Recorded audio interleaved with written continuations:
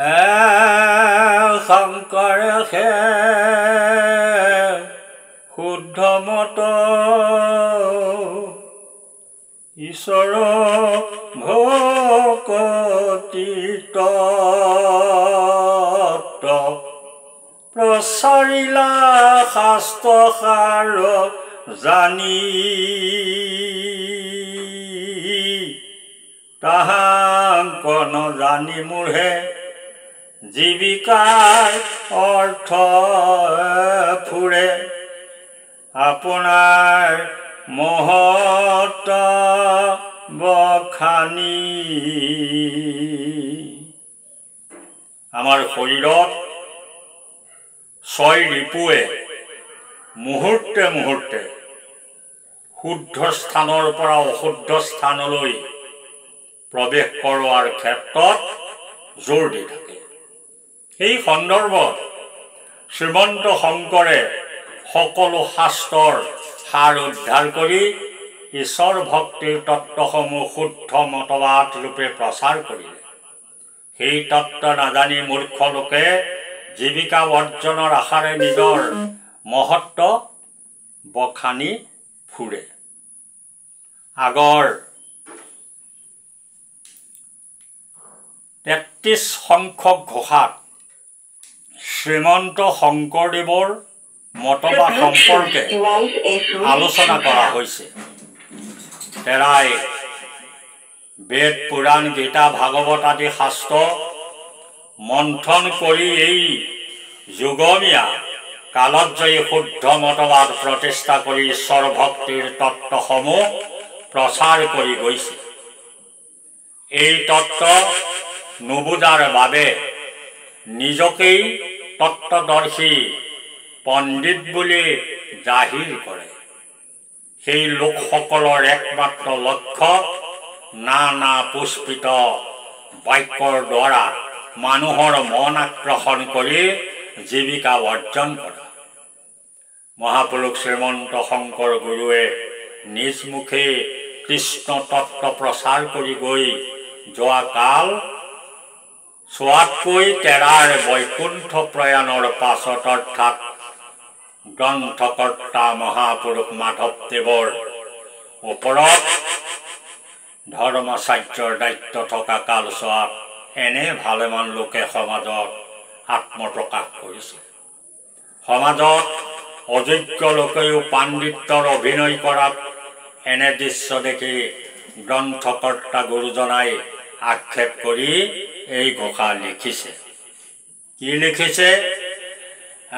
শংকৰ সংশয় চেদি শাস্ত্ৰৰ তত্ত্ব ভেদি প্ৰচাৰিলা কৃষ্ণৰ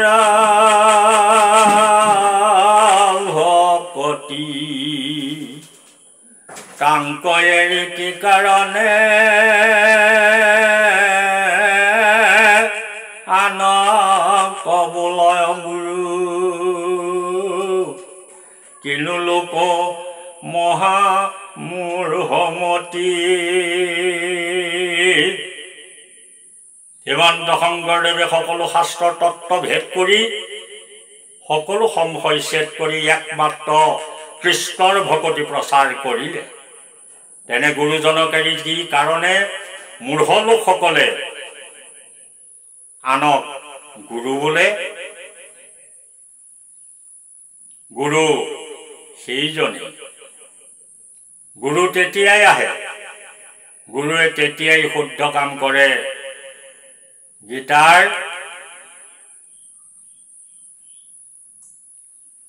এক বাক্যত উল্লেখ কৰিছে, ধৰ্মই অৰ্থ কাম মোক্ষ সবাৰ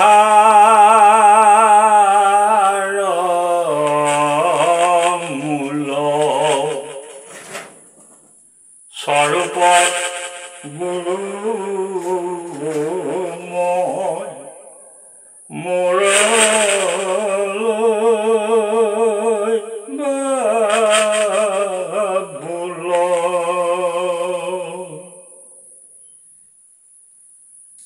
গতিকে অসম ৰাজ্যত মহাপুৰুষ শ্ৰীমন্ত শংকৰদেৱৰ আবিৰ্ভাৱৰ আগলৈকে ইয়াৰ লোকসকল বিশুদ্ধ কৃষ্ণ ভক্তি পন্থৰ পৰা বঞ্চিত হৈ আছিল।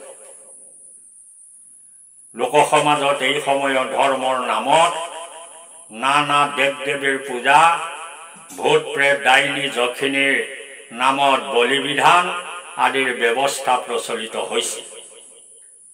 সমাজত দুই শ্ৰেণীৰ লোক আছে। কিছু লোকে বৈদিক ধৰ্মমতে বেদ বিহিত ব্যৱস্থাৰে ইন্দ্ৰ সূৰ্য চন্দ্ৰ বায়ু বৰুণ শিৱ আদিৰ পূজা কৰিছিল। সেই লোকসকলৰ একমাত্ৰ কাম্য আছিল সাংসাৰিক সুখ ভোগ আৰু পৰকালত স্বৰ্গ প্ৰাপ্তি। সমাজৰ এক শ্ৰেণীৰ লোকে বৈদিক সভ্যতাৰ পৰশ পোৱা নাছিল।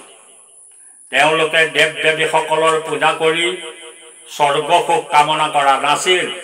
মাত্ৰ হাঁহ ছাগলী গাহৰি কুকুৰা ম'হ আদি বলিদানেৰে কেতবোৰ ক্ষুদ্ৰ দেৱ দেৱী আৰু ভূত প্ৰেত ডাইনী যখিনীৰে পূজা কৰি সুখেৰে জীয়াই থকাৰ কামনা কৰিছিল। এইবাৰ সমস্ত কোনো লোকেই নিৰ্গুণ বিশুদ্ধ কৃষ্ণ ভক্তিৰ সম্ভেদ পোৱা নাছিল। মহাপুৰুষ শ্ৰীমন্ত শংকৰদেৱে এই দুখনি অসমত জনম লৈ অনেক কায় ক্লেশ স্বীকাৰ কৰি বেদ বেদাংগ দৰ্শন ৰামায়ণ মহাভাৰত পুৰাণ আৰু গীতা ভাগৱতৰ সাৰ উদ্ধাৰ কৰি একমাত্ৰ বিশুদ্ধ কৃষ্ণ ভক্তি প্ৰচাৰ কৰিছিল, যাক আমি সনাতন বুলি কওঁ। সকলো দেৱ দেৱী বাদ দি একমাত্ৰ কৃষ্ণৰ চৰণতেই আশ্ৰয় বা শৰণ গ্ৰহণ কৰি তেওঁৰ গুণনাম যপ কীৰ্তন আদি শ্ৰৱণ কৰাই সকলো শাস্ত্ৰৰ মূল তত্ত্ব বুলি প্ৰচাৰ কৰিছিল।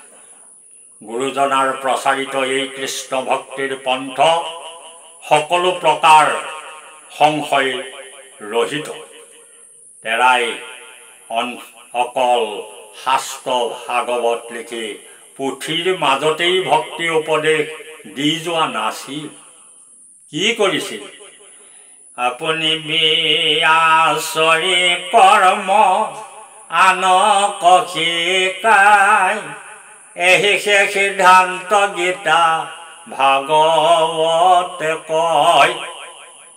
এই কথাৰ সাৰ্থকতা ৰক্ষা কৰি নামঘৰ সাজি 7 খলপীয়া সিংহাসন প্ৰতিষ্ঠা কৰি ভগৱন্তৰ বাংময় মূৰ্তি স্বৰূপ ভাগৱত গ্ৰন্থ সিংহাসনত থৈ নিজেই সেৱা কৰিছিল আৰু আনকো সেৱা কৰিবলৈ শিকাইছিল।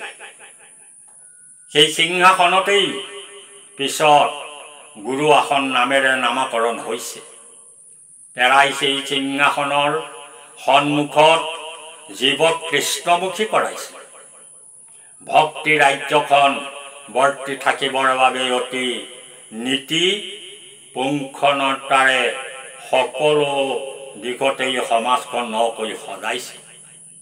ভকতীয়া পোচাক পৰিচ্ছদ, চুলি ৰখা, আচাৰ ব্যৱহাৰ, ধুতি নীতি আদিৰেও তেওঁ সমাজখন নকৈ সজাইছিল। অকল সেয়ে নহয় বা সমস্ত বিভিন্ন শ্ৰেণীৰ লোকে কৃষ্ণ ভক্তিৰ সমাজখন আস্বাদন ল'ব পৰাকৈ নৃত্য গীত চিত্ৰ শিল্প আদিও প্ৰচাৰ কৰিছিল। ভোৰতাল খোল কৰতাল দবা নাগাৰা অংকীয়া ভাওনা আদিৰ সৃষ্টি কৰি হৰিনাম কীৰ্তন ধ্বনিৰে ভূত প্ৰেত খেদি মানুহৰ মনত থকা ভয় শংকা আঁতৰাই এখন শ্ৰেণীহীন সমাজ ৰচনা কৰিছে।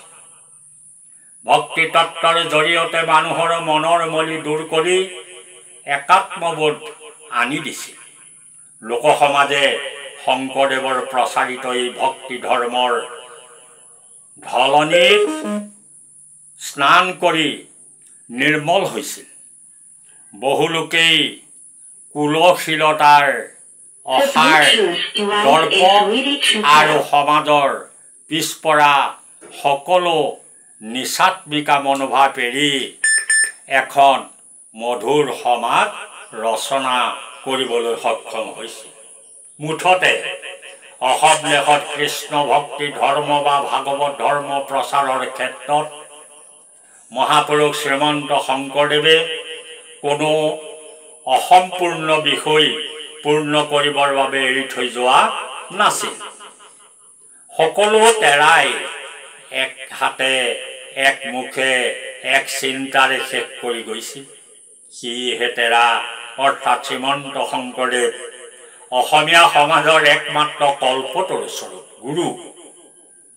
কিন্তু তেৰাৰ বৈকুণ্ঠ প্ৰয়াণৰ পিছতেই ন্যস্ত স্বাৰ্থশীল লোকসকলে নিজকেই গুৰু বুলি সমাজত জাহিৰ কৰি শংকৰদেৱে প্ৰচাৰ কৰা ধৰ্মৰ এটা অপবংশ খণ্ডকে ধৰ্ম বুলি প্ৰচাৰ কৰি জনসাধাৰণৰ ঐক্য সংহতি বিনষ্ট কৰিলে, যাৰ ফল অনেক দিনলৈকে দুৰ্ভগীয়া অসমীয়া জাতিয়ে ভোগ কৰিব লাগিব। সেয়েহে খেদ কৰি শ্ৰী মাধৱদেৱ পুৰুষে এই ঘোষাত তেনে ন্যস্ত স্বাৰ্থশীল লোকসকলক মূঢ়মতি বুলি আক্ষেপ কৰিছে।